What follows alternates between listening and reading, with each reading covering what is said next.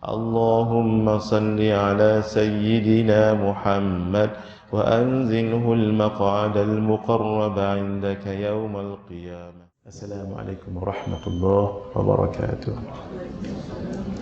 ومرحبا بوصية رسول الله صلى الله عليه وآله وصحبه وبارك وسلم إلى حضرة النبي المصطفى رسول الله صلى الله عليه وآله وصحبه وبارك وسلم وإلى كافة الأنبياء والمرسلين والملائكة المقربين وإلى آله الطيبين الطاهرين وأصحابه الأكرمين والتابعين وتابعيهم وإلى جميع أولياء الله الصالحين والشهداء والعلماء والفقهاء والمحدثين وإلى سائر مشايخنا ومشايخ مشايخنا وأهل أساندنا وسلسلاتنا وإلى أرواح أموات المسلمين وإخواننا الحاضرين والغائبين. شيء لله لهم الفاتحة. أعوذ بالله من الشيطان الرجيم. الحمد لله رب العالمين الرحمن الرحيم مالك يوم الدين إياك نعبد وإياك نستعين اهدنا الصراط المستقيم صراط الذين أنعمت عليهم غير المغضوب عليهم ولا الضالين آمين.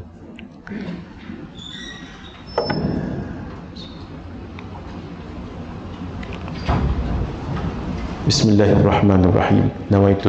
نوينا التعلم والتعليم والتذكر والتذكير والنفع والانتفاع والإفادة والاستفادة والحث على التمسك بكتاب الله وسنة رسوله صلى الله عليه وآله وصحبه وبارك وسلم ودعاء إلى الهدى والدلالة على الخير ابتغاء وجه الله ومرضاته وقربه وثوابه. اللهم أنت ربي لا إله إلا أنت خلقتني وأنا عبدك وأنا على عهدك ووعدك ما استطعت أعوذ بك من شر ما صنعت أبوء لك بنعمتك علي وأبوء بذنبي فاغفر لي فإنه لا يغفر الذنوب إلا أنت. اللهم صل على سيدنا محمد وأنزله المقعد المقرب عندك يوم القيامة. اللهم صل على سيدنا محمد وأنزله المقعد المقرب عندك يوم القيامة. اللهم صل على سيدنا محمد وأنزله المقعد المقرب عندك يوم القيامة. Bismillahirrahmanirrahim. Malam ini kita sambung pada hadis yang ke-11 pada muka surat 15. Meninggal dunia pada malam atau hari Jumaat antara tanda husnul khatimah.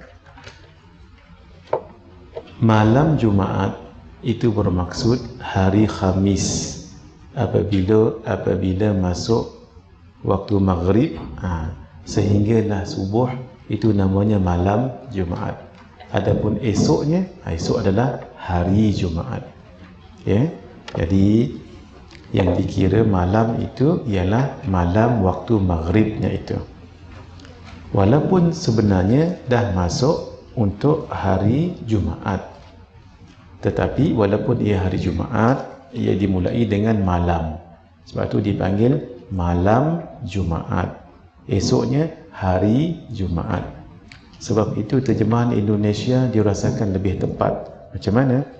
Walaupun itu maghrib tu dah masuk sebenarnya hari Jumaat, tetapi walaupun di hari Jumaat, hari itu ada lagi dua dibagi dua, iaitu malam barulah siang. Jadi artinya kalau bahasa Indonesia itu akan dipanggil malam hari. Kalau esok siang hari. Nah, sebab itu kita nawaitu sauma ghadin. Sahaja aku puasa esok. Esok maksudnya siang.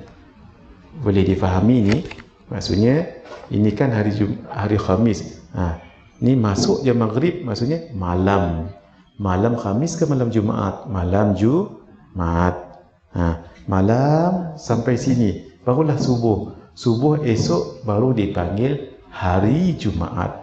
Walhal sedangkan daripada maghrib ini sampai ke maghrib esok itu punyanya Jumaat. Tinggal lagi Jumaat itu dimulakan dengan malam, barulah siang. Sebab itu terjemahan Indonesia ini malam hari, ini siang hari. Kalau kita bahasa Melayu, ini kan cuma malam. kita tak sebut malam hari. Nah, kita sebut malam. Kalau siang, kita tak sebut siang hari, kita sebut siang. Kalau Indonesia, malam hari. Ini siang hari. Gitu nah. Sebab itu kita guna nawaitu sauma ghadin. Sahaja aku berpuasa esok. Walhal hari itu siapa? Punyanya siapa? Dah masuk hari itu. Kenapa disebut sahaja aku berpuasa esok? Nah, ghadin. Ghadin tu esok. Esok tu masuk pada siang. Sebab kita berpuasa bukan malam. Kita berpuasa siang. Supaya kita jangan keliru. Sahaja aku berpuasa esok. Esok apa lagi? Walau itu punyanya hari Jumaat. Nah, betul. Tetapi itu malamnya. Kita tak berpuasa waktu malam. Kita berpuasa pada waktu siang. Gitu. Husnul khatimah. Husnu itu baik. Khatimah penghabisan. Maksud penghabisan umur kita di dunia ini biar ia jadi baik. Antara tandanya meninggal dunia pada malam Khamis tu, Khamis malam Jumaat sampai ke subuh, atau esok hari Jumaat tu tanda yang baik. Daripada Sayyidina. Sayyidina tu disebut dengan taswid. Taswid. Tasin waw ya dal. Taswid. Sunat kita taswid sebagai memuliakan Rasulullah sallallahu alaihi wasallam. Boleh dibaca Sayyidina dengan majrur, Sayyidana dengan nasab, dengan mansub, dan Sayyiduna dengan marfu' boleh. Cuma kalau kita mengaji bahasa Arab, dia sensitif. Dia kalau dalam bahasa Arab daripada tu an. Bila an, Sayyidina. Sebab ia jadi majrur. Wa alamatul jarrihi al-kasratul zahira ala akhirih. Sebab daripada itu huruf-huruf jar, iaitu an.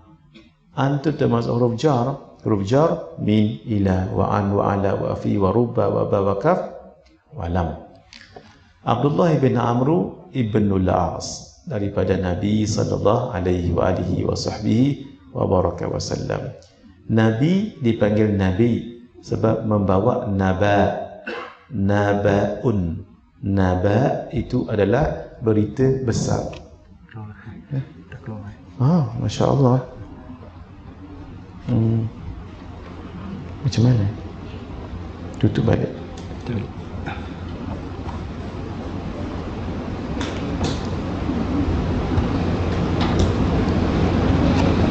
Tekan balik.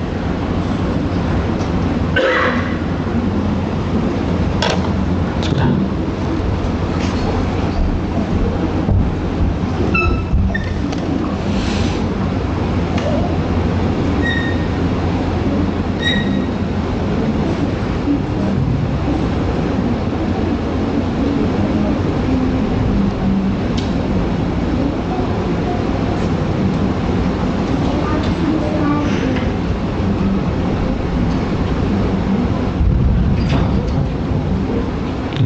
Masya Allah.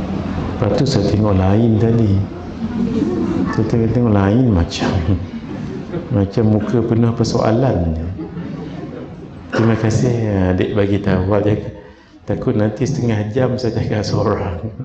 Pernah di satu tempat dalam 3 minit kalau tak silap, saya pun seronok. Saya tengok muka kering je, macam tak ada respon sangat. Rupa-rupanya sini keluar, sini tak keluar. Masya Allah. 4 sana. 1, 2, 3, 4.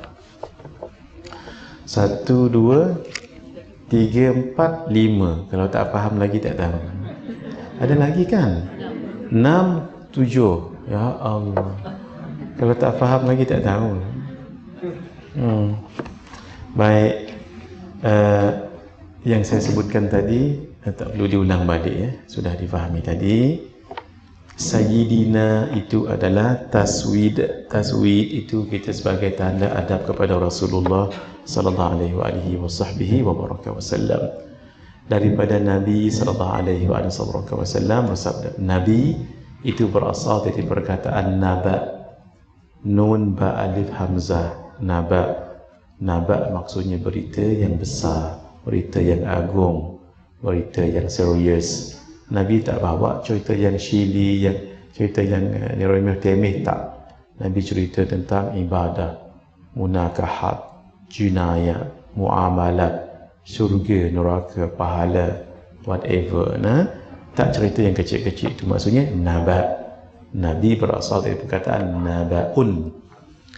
Amma yatasaalun, tentang apa mereka bertanya-tanya? Anin naba'il azim, tentang berita yang besar. Ma min muslimin, tidaklah seorang muslim termasuk muslimat, yamutu yaumal jumu'ati, meninggal pada hari Jumaat, iaitu daripada subuh tu sampai asar, sampai maghrib, au lailatal juma'ah, ataupun malam Jumaat. Bila tadi? Khamis malam maghrib sampai subuh. Illa waqahu Allahu fitnatal qabri, melainkan Allah akan melindunginya daripada fitnah kubur. Mudah-mudahan. Mudah-mudahan. Walaupun kalau tak meninggal hari Jumaat pun, kalau dengan amalan yang baik, insya-Allah selamat daripada siksa kubur. Tapi kalau meninggal Jumaat tu, masya-Allah. Rasulullah sallallahu alaihi wasallam meninggal hari apa? Hari Isnin. Sayyiduna Abu Bakar As-Siddiq sangat gering beliau pada hari Jumaat, tapi beliau minta, bukan minta mati, jangan minta mati, tapi ya Allah, kalau ditakdirkan saya meninggal, ya Allah, biarlah saya meninggal pada hari Isnin. Siapa yang doa begitu? Sayyidina Abu Bakar As-Siddiq radhiyallahu taala anhu. Kenapa beliau minta meninggal pada hari Isnin? Satu je sebabnya, kerana cinta dengan Rasulullah sallallahu alaihi wasallam. Walhal siapa tak nak meninggal hari Isnin? Cuba lihat dia punya fadilat. Waqahu Allahu fitnatal qabri, Allah akan melindunginya daripada fitnah kubur. Masya-Allah, siapa tak nak? Ada 3 hadis ini hampir sama, kita lajukan saja dulu. Hadis yang ke-12 muka surat 16. Baik, ada catatan sedikit di atas tu. Tanda ini juga, iaitu meninggal pada malam ataupun dan hari Jumaat, adalah ciri orang yang akan selamat daripada fitnah dan siksa kubur. Siksa kubur dengan himpitan tu fitnah, siksanya dengan ular, dengan pukulan dan sebagainya. Selamat. Hadis yang ke-12, mati syahid adalah antara tanda husnul khatimah. Daripada Sayyidina Abu Hurairah radhiyallahu taala anhu, sesungguhnya Rasulullah sallallahu alaihi wasallam bersabda, asyuhada khamsatun, orang yang mati syahid ada 5, iaitu al-mat'un, iaitu meninggal kerana wabak. Ta'an ni asalnya cucuk, tetapi di sini dimaksudkan wabak. Apa maksud wabak? Wabak maksudnya penyakit yang melarat, berjangkit. Sekarang ini kita COVID-19, itulah dia. Jangan lupa amalkan yang kita dah ijazah malam dulu. Ingat lagi? Salamun qawlam min rabbir rahim. 82 kali ke 28? 28. Ingat Tuan Haji, saja saya test tadi. Biasanya kalau 8 yang disebut pertama, yang tu yang betul. Tapi saja saya sebut Tuan Haji kata 28. Masya-Allah. Kenapa 28? Wallahu a'lam. Disebut dalam hadis tidak, tapi itu tajribah ulama. Tajribah ni ketika mereka mencuba buat sesuatu, jarraba yujarribu tajriban tajribah. Itu maksudnya jarraba tu cuba, mereka praktikkan dengan begitu. Bila mereka praktikkan dengan ilham rabbani daripada Allah 28 kali, mujarrab.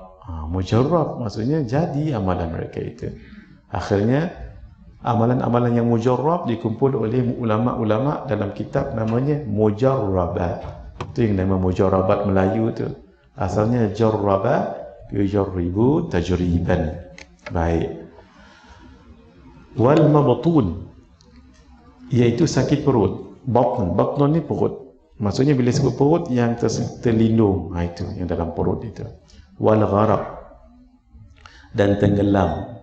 Wa sahibul hadam, orang yang ditimpa sesuatu, ditimpa bangunan, ditimpa construction, bahan-bahan construction itu. Wasyahidu fi sabilillah, dan orang yang syahid pada jalan Allah. Itu husnul khatimah. Termasuk di dalam mati syahid ialah seperti dalam riwayat daripada Ubadah bin Samit berkata, anna Rasulullah sallallahu alaihi wasallam ada Abdullah bin betul, karena dia Abdullah bin Rawahata. Sesungguhnya Rasulullah sallallahu alaihi wasallam menjenguk Sayyiduna Abdullah bin Rawahah. Fama tajawwaza lahu an firashih, dia tidak berpindah dari tempat tidurnya. Maksud sangat geringlah tu. Kalau dia boleh berpindah, bermaksud boleh bergerak lagi. Ini tak. Faqala sallallahu alaihi wasallam, lalu baginda sallallahu alaihi wasallam bertanya. Di sini kita belajar sifat akhlak mulia Rasulullah sallallahu alaihi wasallam menziarahi orang sakit. Nabi ziarah. Ini sahabat. Baginda kalau tak ziarah pun tak mengapa, sebab sibuk dengan urusan umat. Tapi menyempatkan waktu menziarahi, itu tandanya tawaduk. Gitu ya. Itu Masya Allah pemimpin yang sangat luar biasa. Saya ada menulis 600 lebih hadis tentang akhlak Nabi sallallahu alaihi wasallam, sangat bagus. Ada satu tajuk di situ. Tawaduk Nabi menziarahi orang yang sakit dalam hadis. Baik. Siapakah atadruna man syuhada'u ummati? Ya, terjemahan lebih tepat, apakah kamu tahu siapakah syuhada, orang mati syahid di kalangan umatku? Qalu, para sahabat menjawab, qatlul muslim syahadatun, seorang muslim yang terbunuh adalah syahid. Qala sallallahu alaihi wasallam, inna syuhada'a ummati idzan laqalil. Baginda berkata, sesungguhnya syuhada di kalangan umatku jika begitu, maksudnya syahid itu hanyalah orang yang berjuang di jalan Allah lalu meninggal. Kalau itu sahaja syahid, laqalil, sikit sangat. Nak tunjuknya, apa maksudnya Nabi nak bagi tahu? Bukan itu saja, justru qatlul muslimi syahadatun, seorang muslim termasuk muslimah yang terbunuh dalam peperangan syahid satu. Wa ta'unu syahadatun, meninggal kerana ta'un adalah syahid, termasuk meninggal kerana COVID-19 juga syahid. Wal mar'atu yaqtuluha waladuha jum'ah, dan syahid juga perempuan yang janinnya membunuhnya. Maksud ini bukan bunuh mak, tidak. Asbab janinnya tadi itu membunuh maknya dalam kandungan, dalam keadaan keduanya bersatu. Maksud meninggal ketika hamil, bersalin. Sebab itu kita insaf, bukan senang mak melahirkan kita. Dalam Al-Quran disebut dalam surah Luqman itu, dalam kisah Luqman menasihati anaknya, apa dia ketika ibu melahirkan anaknya, wahnan ala wahnin, letih di atas letih sampai boleh bawa kematian. Siapa yang dah jadi ibu tahulah macam mana susahnya. Ayah tengok je, relax je ayahnya. Dia tak tahu 6 bulan 10 hari itu bertarung nyawa, kata orang ya. Masya Allah. Suatu kalau meninggal syahid, Masya Allah. Kita insaf bagaimana mak kita mengandung kita dulu. Kalau kita lapar, maaf ya, kita yang tendang perut mak tu. Oh, mak kata lapar baby ni, makan. Haus, cubit. Ni saja saya sebut, ni saja bagi nampak. Oh, haus minum susu. Masya Allah. Itulah. Dunia dalam perut mak itu sangat selesa sehingga dikatakan lahir, delivery, lalu menangis. Kenapa menangis? Dua sebab. Disebabkan oleh ada syaitan menyebabkan menangis itu. Yang kedua, dikatakan sebab baby tadi rasa selesa sangat dalam perut mak. Lalu ketika keluar tu dah tak ada lah dalam perut mak. Perut mak tak ada apa. Nyamuk tak boleh kacau. Nak pergi ke mana-mana, mak bawa. InsyaAllah ya. Jadi bila terlepas daripada itu, dia macam terlepas daripada kesenangan dalam perut mak tadi itu. Walhal bersama mana je perut mak. Dia tak tahu dunia ni sebesar mana. Gitu. Jadi kasihanilah mak dan berbaktilah pada mak. Saya tengah buat satu kitab, tak payah sebut nama, tapi berkaitan dengan berbakti pada mak. InsyaAllah dalam sehari dua lagi siap kitab tu. Insaf saya menulis tu, insaf saya. Allahu Akbar. Sebab saya terasa sebab mak saya dah tak ada dah. Rugi sangat orang yang ada mak dan ayah, tapi dia tak boleh jadikan mereka asbab masuk syurga. Berbakti pada mak ayah. Jangan sekali-kali derhaka pada mak ayah. Nanti kita bicarakan. Sebab saya hampir siap menulis buku itu, tinggal beberapa lagi muka surat. Baik. Terus Bismillahirrahmanirrahim.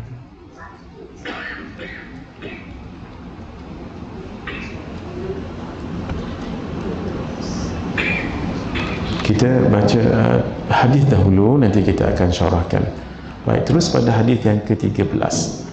Hari ini kita akan baca 3 hadis yang sama. Sebab hadis yang 14 kita baca malam esok agak panjang. Dahi atau kening berpeluh antara tanda husnul khatimah. Daripada Sayyidina Buraidah bin Hasib, annahu kana bi Khurasan. Sesungguhnya dia berada di Khurasan. Khurasan ini satu negeri, satu tempat yang berada dekat Iran. Kenapa Khurasan itu terkenal? Antara kerana di situlah nanti Dajjal akan berada. Pelik juga. Dajjal ini keluar. Nabi Isa turun. Imam Mahdi lahir. Sebab Imam Mahdi manusia, lahir di Madinah, di Bai'ah di Makkah. Kata saja ni, jangan percaya. 2024 berlaku bai'ah kepada Imam Mahdi. Contoh, bermakna Imam Mahdi sekarang dah ada belum? Sudah. Kenapa? Faktanya ialah Imam Mahdi akan dibai'ah ketika beliau berumur 40 tahun. Katanya beliau dibai'ah ketika tahun 2024. Sekarang berapa? 2022. Bermaksud 2 tahun akan datang. Sekarang berapa umur Imam Mahdi? 38. Katalah Imam Mahdi dibai'ah pada tahun 2040. Jauh sikit lah. Baik. Imam Mahdi dah ada belum sekarang? 2040 dah ada belum? Sudah. Sekarang umur beliau berapa? Nak saya minum dulu? Tolak 2. Sebab kita 20-22 kan? Ya ke? Bukan tolak 2 kan? Tolak berapa? 18. Umur beliau sekarang ada 18. Jadi istilahnya Imam Mahdi lahir. Kalau Nabi Isa turun, sebab beliau sekarang berada di langit yang kedua, nanti akan turun. Kebanyakan ke tak banyak yang kat sini dah ikut pengajian kita tentang kiamat hampir tiba kan? Nanti saya akan tunjukkan. Biar saya tunjuk sekarang, jangan nanti-nanti. Nanti tuan-tuan tak dapat envisage apa yang saya sebutkan ini. Sedikit. InsyaAllah awal lagi, pukul 10, pukul 11 10 awal lagi sedikit supaya nanti dapat gambaran apa yang saya sebutkan sekarang, supaya kita tahu kronologinya kat mana tu. Tapi saya tak panjangkan, takut nanti daurah kiamat hampir tiba pula. Itu yang saya tak nak. Takut kita kan belajar hadis sekarang. Sedikit 5 fasa kehidupan umat. Fasa yang pertama, fasa Rasulullah sallallahu alaihi wasallam, 63 tahun dah selesai dah. Sebab umur baginda 63 tahun. Fasa yang kedua, fasa Khulafaur Rasyidin, daripada Sayyiduna ataupun Sayyidina Abu Bakar As-Siddiq sampai Sayyidina Ali, semuanya 30 tahun pun dah selesai. Fasa yang ketiga, pewarisan, iaitu dinasti daripada Bani Umayyah masuk ke Bani Abbasiyah, Bani Uthmaniyah dan seterusnya, 1228 tahun. Inilah fasa kita sekarang ni, yang keempat ini. Dan akan ada satu fasa yang diinginkan oleh setiap orang, namanya fasa khilafah. Sangat-sangat tenang, aman, damai, tidak berlaku pertumpahan darah, persengketaan, khilaf tidak berlaku, malah binatang-binatang yang berbisa tidak berbisa. Kita anak kecil boleh main dengan ular tanpa digigitnya dan tidak ada bisa. Yang lebih pelik, kambing-kambing dijaga oleh serigala. Masya Allah. Nah, makan campak je akan tumbuh jadi pokok, jadi pohon, jadi pokok. Tak perlu dibaja, tak perlu diairi, tak perlu. Masya Allah. Sebiji delima itu cukup untuk satu kampung. Nah, untuk satu kampung. Bismillahirrahmanirrahim.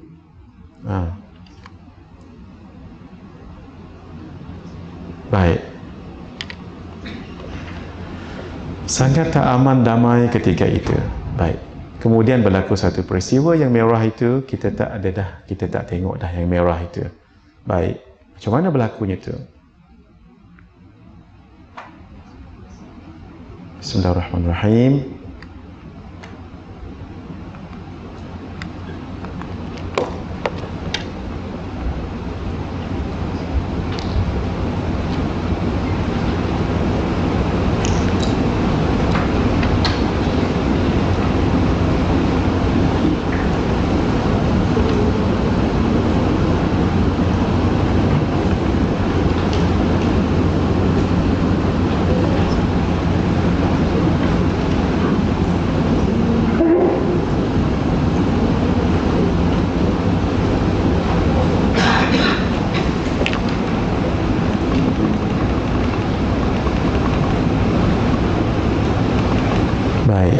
Sekarang, sama ada umur kita panjang melihatnya ataupun tidak, pasti akan berlaku. Untuk 5 fasa ini, kata ulama, approximately 1,500 tahun lamanya. Sebab itu ada setengah yang congak tolak dengan 1443 jadi sekian kan. Itu adalah sebahagian ulama sahaja, tidak exactly. Anyway, kalau berkesempatan, kita ataupun anak kita, cucu kita akan melihat tanda-tanda ini. Sebelum tanda yang pertama, akan dahulu yang namanya lahir Imam Mahdi. Barulah selepas itu keluar Dajjal. Dajjal yang saya sebut tadi. Sekarang Dajjal sudah ada.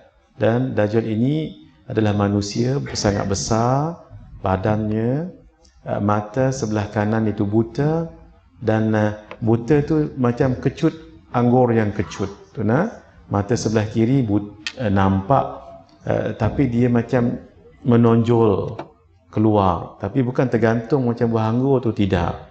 Dia keluar. Baik. Dan dia manusia, dan sudah ada di zaman Nabi Sulaiman alaihissalam. Nabi Sulaiman lah yang perintahkan untuk dirantai Dajjal itu. Nanti sampai masa saya cerita, takut tak cukup. Tapi yang pasti Dajjal itu keluar istilahnya. Sebab sekarang berada di satu pulau, di mana ada 2 pendapat. Satu di Laut Arab, dekat Teluk Eden, dekat selatan Yaman tu. Satu lagi dekat Laut Tengah, dekat Laut Mediterranean. Tapi pendapat itu tidak kuat. Pendapat lebih kuat dekat Laut Arab itu. Dajjal, ceritanya panjang. Barulah turun Nabi Isa. Istilah apa tadi? Turun Nabi Isa. Barulah selepas itu keluar satu bangsa yang sangat ganas. Namanya Ya'jud dan Ma'jud. Gog dan Magog, kan? Betul sebutan saya itu. Kemudian selepas itu tanda yang keempat, matahari terbit daripada barat. Sebelum itu hari akan gelap selama 2 hari atau 3 hari. Ini patut mesti kita tahu, supaya bila gelap hari itu cepat-cepatlah bertaubat. Sebab for the next 2 days ahead, keluar matahari sebelah barat, itu tak diterima taubat lagi. Hari yang pertama bangkit subuh biasa gelap, pukul 8, 9, 10 gelap juga. Tapi waktu itu orang yang tak nervous sangat, maybe kebakaran hutan, cuaca tak menentu, dalam televisyen akan umumkan berlaku satu fenomena yang unexplained, yang tidak boleh dirongkaikan. Ketika masuk waktu zuhur, maka azan untuk solat zuhur, tapi gelap macam malam sekarang ini. Begitulah sampai esok hari. Orang jadi nervous, bertanya, kenapa? Tanya dengan kerajaan pun tak dapat nak jawab. Esok hari yang kedua pun begitu juga. Ada pendapat kata 2 hari, ada pendapat kata 3 hari. Matahari ketika itu dia seperti merajuk. Dia merajuknya, dia daripada langit dunia tu, sama dunia bawah, dia naik sampai ke bawah arasy yang atas tu. Sehingga Allah perintahkan kembali balik. Itu yang dia kembali tu. Bila kembali, setelah 2 ataupun 3 hari yang malam gelap tu, maka dia keluar esok harinya macam biasa keluar, tapi keluarnya pada tempat barat. Once keluar di barat, suasana yang sangat menakutkan. Orang yang tak bertudung mula bertudung, orang yang solat mula solat, yang tak baik dengan mak ayahnya derhaka mula minta maaf. Ada yang balik ke rumah, dia ambilnya emas. Dalam hadis menyebut az-zahabul ahmar, emas yang merah, maksudnya emas yang mahal, lalu dibagikan kepada makcik ataupun siapa yang memerlukan. Lalu makcik mengatakan, kalaulah kamu semalam bagi, alangkah eloknya. Maksudnya bermanfaat. Tak bermanfaat dah, sedekah untuk orang yang baru bertaubat, ataupun orang yang sudah bersedia, solatnya diterima, ibadahnya diterima. Ini yang baru bertaubat. Suasana sangat genting, menakutkan, huru-hara sekali. Tak boleh nak kata apa dah. Itu bukan kiamat tu, itu baru berlaku tanda-tanda besar kiamat. Tak kiamat lagi, itu baru yang keempat. Banyak lagi peristiwa. Selepas itu hidup dah jadi macam tak ada apa dah. Tak diterima oleh Allah Azza wa Jalla. Itu yang penting kita tahu tanda ni. Bila berlaku hari itu gelap 2 ataupun 3 hari, jangan, kenapa? Saya tak tahu saya. Pening kepala saya, makan Panadol apa semua. Taubat tu saja kerja dia. Taubat kembali pada Allah. Sebab for the next day, taubat dah tak guna dah. Tolong pesan ini. Walaupun mungkin kita tak sampai zaman ni, mungkin anak, mungkin cucu kita. Baik. Kemudian keluarlah binatang namanya Dabbatul Arab. Binatang tu boleh bercakap Arab pula tu. Dekat Safa, kawasan Safa dengan Marwah itu. Dan binatang itu bawa cincin Nabi Sulaiman dan tongkat Nabi Musa. Adapun orang yang kafir, diletakkan cincin itu dekat hidung, maka ada tanda hidung dia tu, ataupun muka dia. Dan orang yang Muslim dengan tongkat pun tanda juga. Sehingga ketika makan sama-sama di kantin, kehidupan macam biasa. Dikenal, hadza kafir, hadza mu'min, hadza kafir. Jaga-jaga. Kemudian peristiwa, walaupun tak disebut tanda kiamat, Quran diangkat. Kalau bahasa guru kita, Syekh Ahmad Fahmi Zamzam, Al-Banjuri An-Nadi Al-Maliki, Quran dah merajuk dah. Sebab tak dibaca, tak dimanfaatkan isinya. Satu malam tu habis dalam mashaf dan dada-dada manusia. Kaabah diruntuhkan oleh orang Habashi. Orang Ethiopia. Kurus je, kepala dia botak, dan tulang dia bengkok-bengkok, tapi dapat juga dia runtuhkan Kaabah. Sebab orang dah tak hirau dengan Kaabah dah. Tak ada tawaf lagi dah. Take it for granted. Apa yang berlaku tak ni. Begitu nah. Itu sangat dekat kiamat tu. Kemudian tanya yang ke-6, dukhan selama 40 hari 40 malam. Orang yang beriman dia sesama je.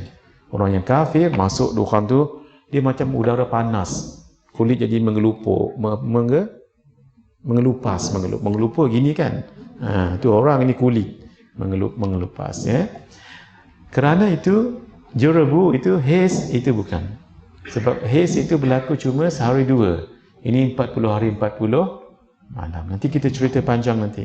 InsyaAllah sampai masa saya cerita. Angin lembut daripada Yaman ni last berlaku. Bila angin lembut daripada Yaman, kita macam ekon sekarang ni lah. Kita pun, sedapnya. Inna lillahi wa inna ilaihi raji'un. Siapa je mencium, di mana pun berada, on the spot meninggal ketika itu.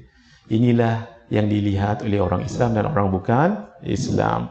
Orang Islam beriman, semua meninggal dah waktu ni. Tanda yang ke-8, 9, 10 tak tengok dah. Nah, tanda yang ke-8, gempa bumi di timur. Yang ke-9, gempa bumi di barat. Yang ke-10, api besar. Nah, api besar itu berada dekat Yaman. Di bawah ni Yaman. Sini Yaman. Sini Hijaz. Hijaz maksudnya Makkah dan Al-Madinah. Atas ni Syria, Syam. Nah, jadi api itu daripada sini. Kita tak ada dah waktu tu. Yang ni cuma orang kafir saja. Yang lihat tiga ni cuma orang kafir. Allah sangat sayang dekat kita supaya kita jangan tengok tiga ni. Kalau tengok ni, ya Allah, jantung jatuh dibuatnya. Jadi api itu akan menghalau ke sini. Di sini dikatakan padang mahsyar, tapi bukan padang mahsyar akhirat, padang mahsyar dunia, tempat dimusnahkan nanti. Itu dah last kali. Barulah berlaku trumpet, meninggallah semua orang ketika itu. Itu namanya fasa itu. Dajjal dekat ni, kita cerita bab Dajjal tadi kan. Baik.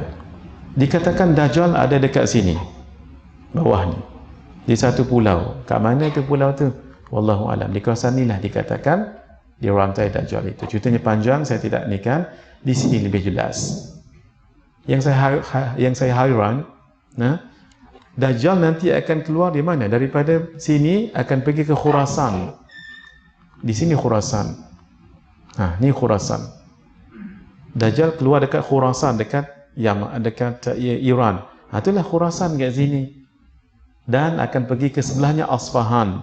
Di sinilah 70,000 orang-orang Yahudi yang akan mengikut Dajjal menjadi pengikut setia dan tenteranya. Setakat itu dulu ya, setakat dulu. Kalau tidak akan jadi daurah kiamat hampir tiba. Kita satu-satu. Kembali 40 hadis.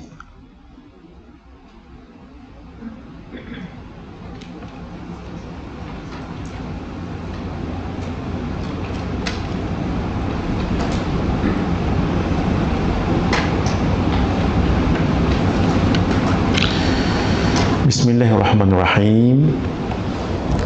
Annahu kana bi Khurasan. Sesungguhnya dia berada di Khurasan. Di mana tadi Khurasan? Iran. Boleh dhabit kat sini. Buat dhabit kat sini, Iran. Fa'ada akhan lahu wa huwa marid. Lalu dia menjenguk saudaranya yang sedang sakit. Fawajadahu bil maut. Dia lalu mendapatinya sudah meninggal dunia. Wa idza huwa ya'raqu jabinuhu. Dalam keadaan dahinya berpeluh. Dia meninggal tu dahinya berpeluh. Faqala, lalu dia mengatakan Allahu Akbar. Itu tanda terkejut. Terkejut ada dua. Terkejut menakutkan ataupun terkejut gembira. Ini adalah terkejut gembira. Sami'tu Rasulullah sallallahu alaihi wasallam yaqul, aku telah mendengar Rasulullah sallallahu alaihi wasallam berkata, mautul mu'min bi'araqil jabin. Kematian seorang mukmin yang baik ialah tandanya dengan berpeluh di dahi. Allahumma ja'alni wa ja'alkum minhum, amin. Mudah-mudahan ya, semua tanda-tanda ni kita minta pada Allah. Ada tanda di situ 4. Satu, mengucapkan kalimat tauhid la ilaha illallah. Semalam kita dah ceritakan kalimah la ilaha illallah tu.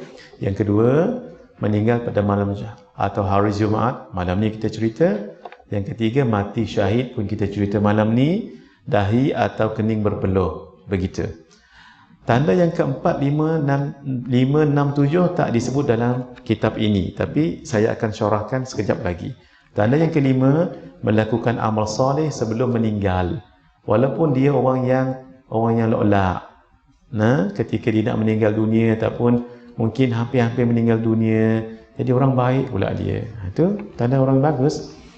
Yang keenam, meninggal kerana mempertahankan maruah dan harta dan maruah diri. Dan yang terakhir, tak sebenarnya ada lagi yang lain, tapi ini yang besar.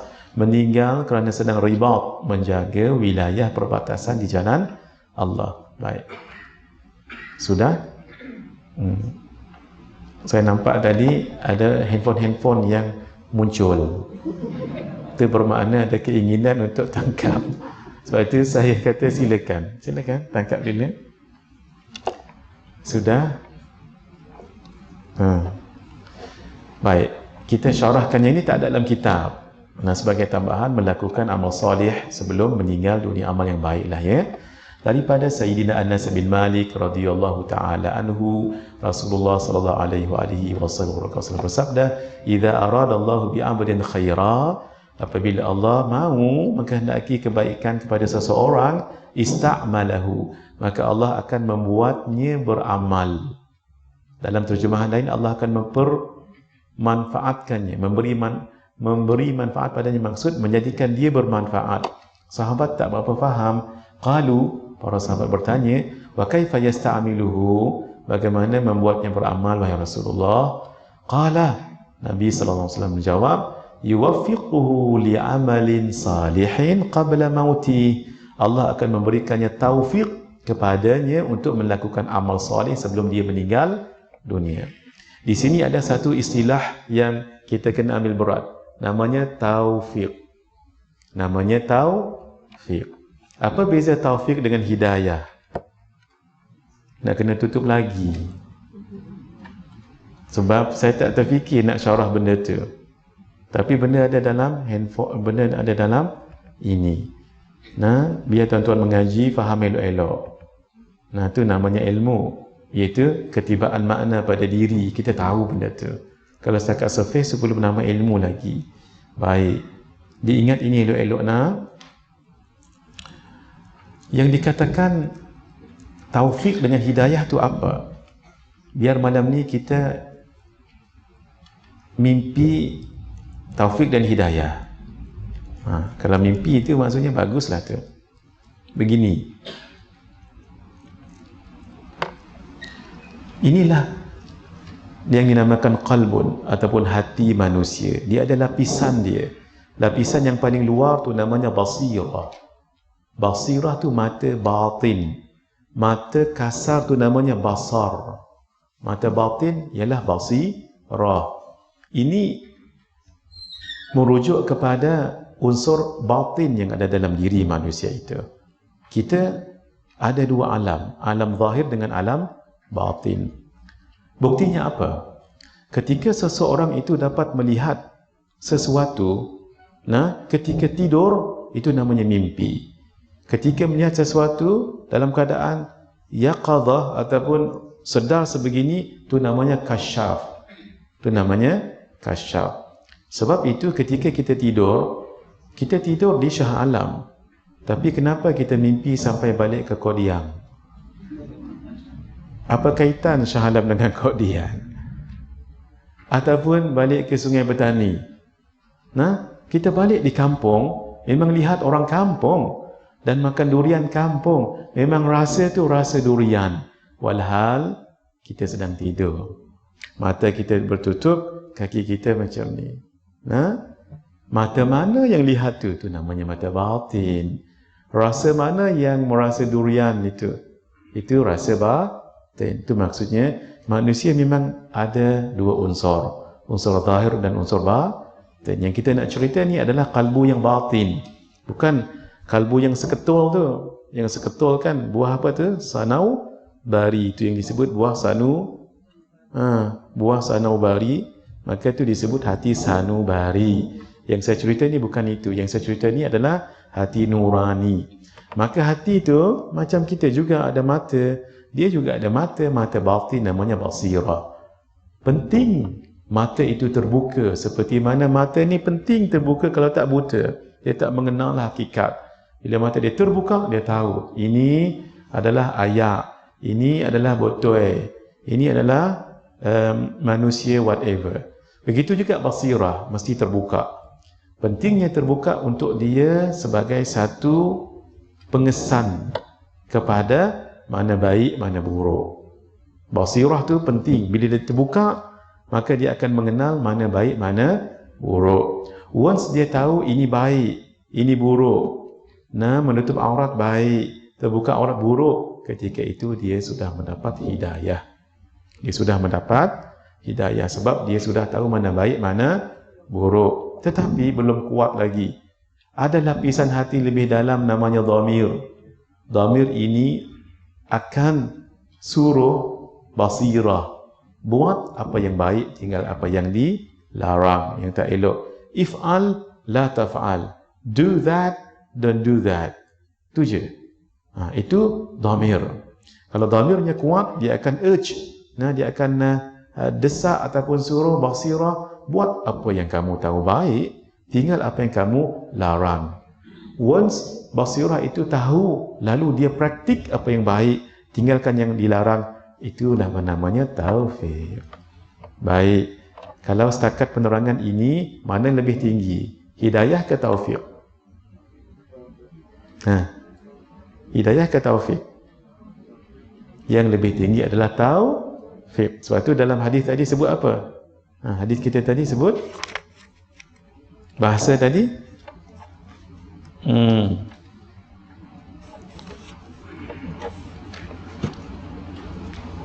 tak ada dalam ni, syarah tadi kan.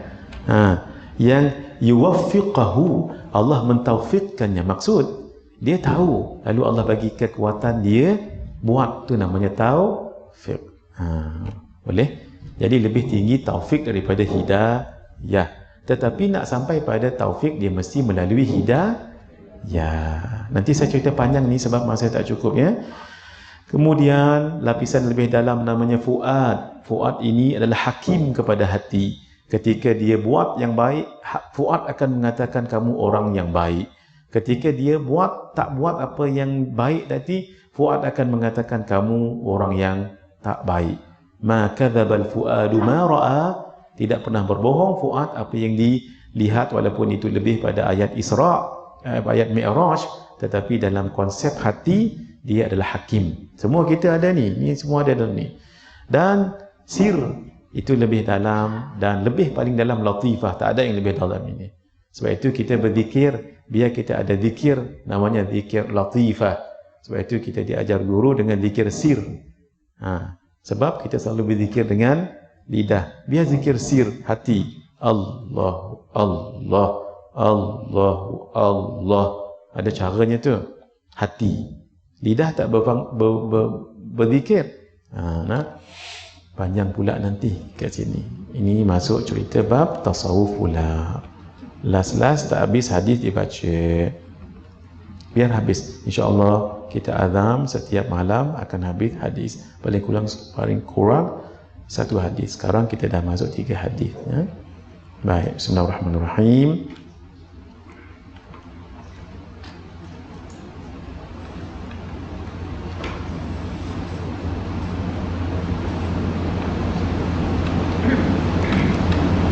Mana tadi? Ini kan?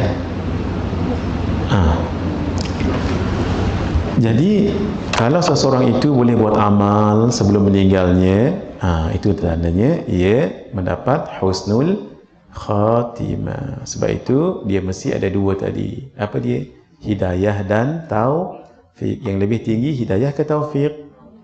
Kenapa kita bila dah habis bercakap ataupun speech, demikianlah saja tuan-tuan ucapan saya pada hari ini. Wabillahid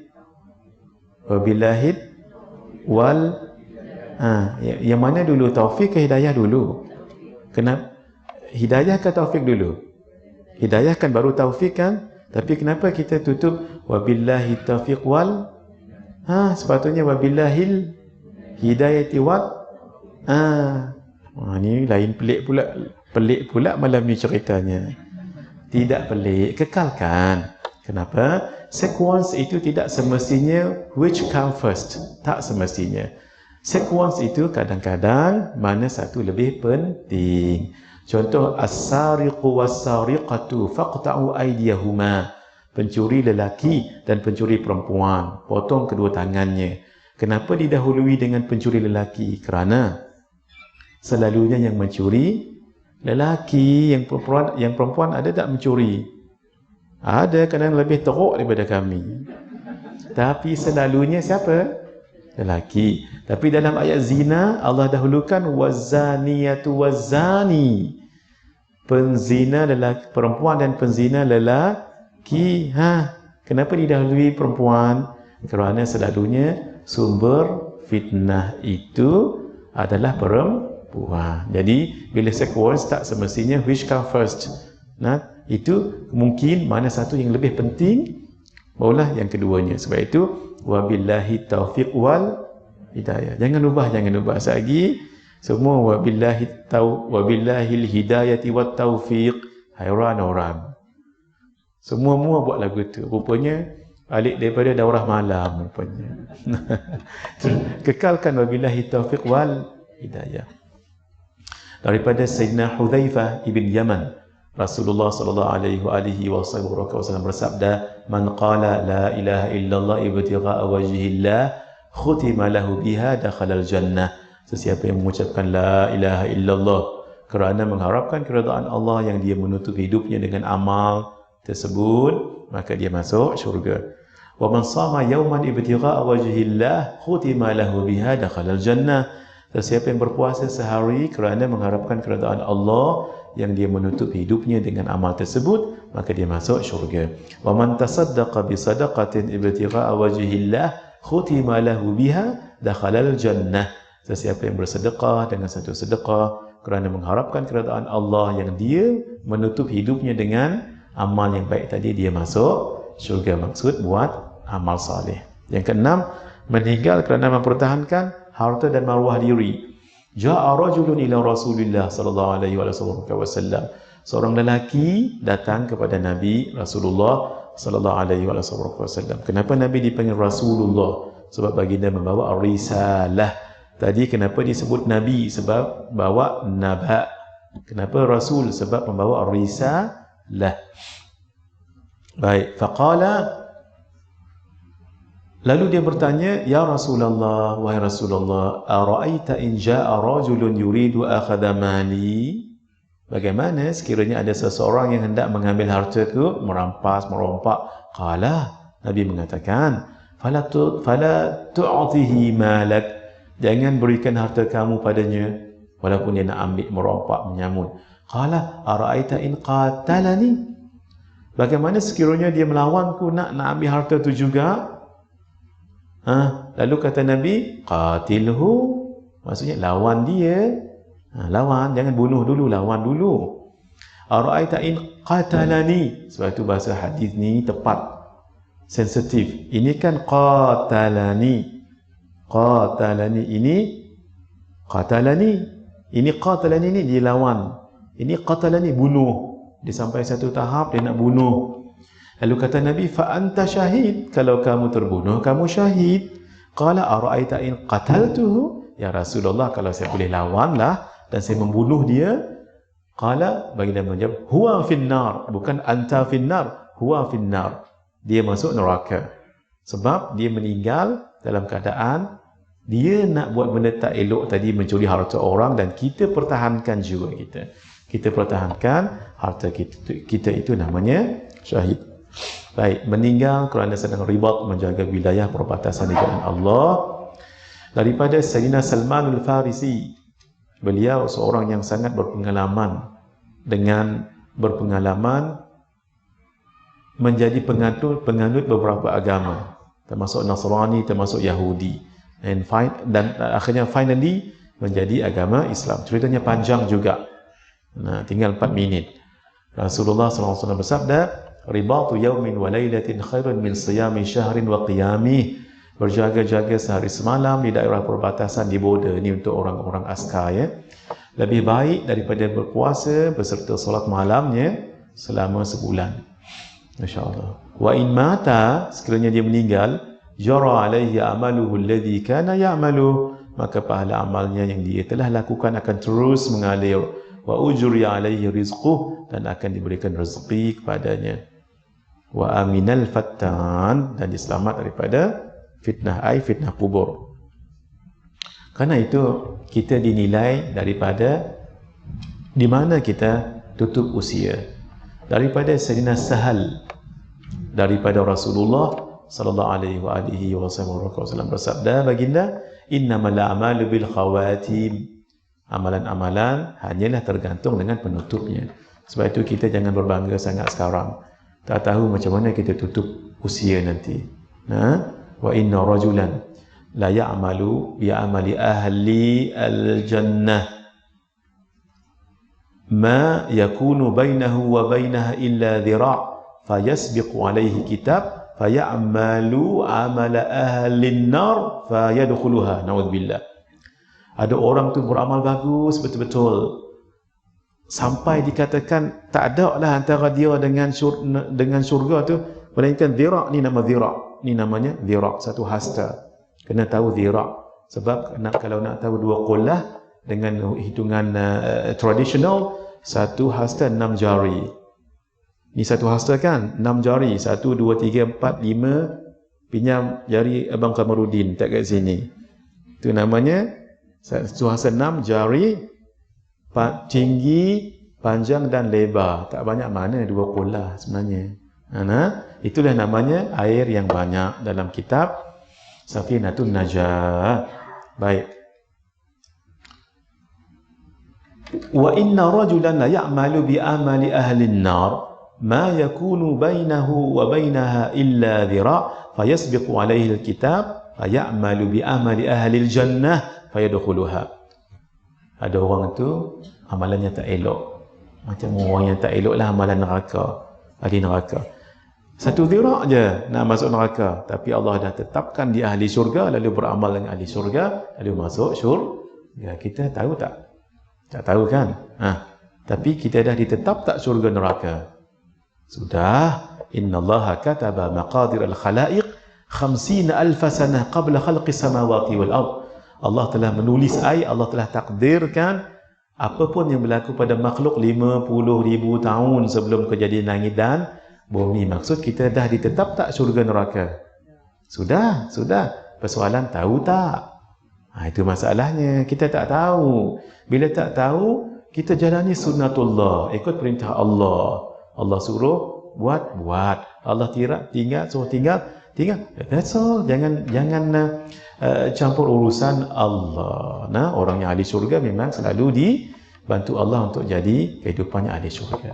Kita nak meninggal dalam keadaan yang baik, sebab min tamamin ni'mati, termasuk dalam kesempurnaan nikmat, al-mautu ala husnil khatimah, meninggal dunia dalam keadaan husnul khatimah. Itu jangan tinggal doa tu. Tidak perlu spesifik, minta satu je. Ya Allah, Allahumma khtim lana bi husnil khatimah wa la takhtim alaina bi su'il khatimah. Macam mana rezeki kita husnul khatimah terpulang pada Allah. Jangan kita spesifik, ya Allah saya nak meninggal dalam keadaan sujud tarawih malam yang ke-27. Tak perlu. Jangan kita pula memaksa Allah. Dia seni berdoa ni jangan sampai kita memaksa Allah. Minta saja, ya Allah kurniakan saya husnul khatimah. Terpulang pada Allah.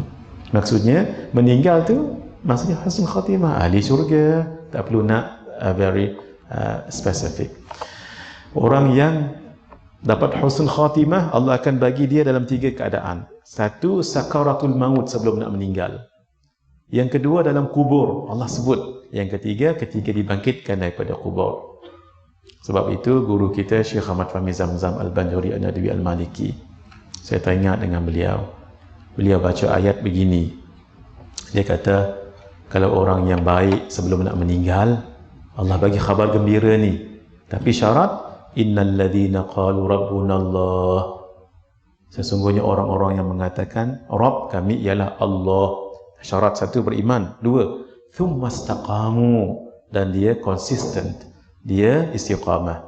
Ketika dia nak meninggal, tatanazzalu alaihimul malaikah, maka malaikat akan turun kepadanya. Dalam hadis ni ada. Nanti kita akan tengok esok, malam esok. Yang kita bicara ini ada hadisnya malam esok. Tatanazzalul malaikah, daripada langit bawa kain kafan, bawa minyak wangi. Apa kata malaikat? Jangan takut itu bahasa Syekh Fahmi Zamzam tu. Jangan takut dia nak meninggal tak meninggal lagi. Alla takhafu, dan janganlah kamu, alla, supaya kamu tak takut, wala tahzanu, jangan kamu sedih. Maksud, jangan kamu takut atas apa yang akan kamu hadapi, akan datang dengan kuburnya, dengan kiamat pada masa. Jangan takut yang akan datang. Wala tahzanu, jangan kamu sedih atas yang apa yang kamu tinggalkan. Allah akan jaga anak isteri kamu. Dua, wa abshiru bil jannati allati kuntum tu'adun, dan bergembiralah kamu dengan syurga yang telah dijanjikan oleh Allah. Baru dicabut nyawanya oleh Allah. Macam mana cara cabutnya tu? Kita sambung malam esok. Hadza wabillahi taufiq wal hidayah. Wassalamualaikum warahmatullahi wabarakatuh. Bismillahirrahmanirrahim. Alhamdulillahirabbil alamin. Wassalatu wassalamu ala asyrafil anbiya'i wal mursalin wa ala alihi wa sahbihi ajma'in. Allahumma barik lana fi Ramadan wa a'inna 'ala as-siyami wal qiyam wa ghaddil basari wa hifdzil lisani wa qira'atil Qur'an ya Rahim ya Rahman ya Karim ya Mannan. Allahumma arzuqna lailatal qadri fi hadhihi sanah wa fi kulli sanah. Wa sallallahu ala sayyidina Muhammad wa ala alihi wa sahbihi ajma'in walhamdulillahi rabbil alamin bi sirril Fatihah. A'udzu billahi minasyaitonir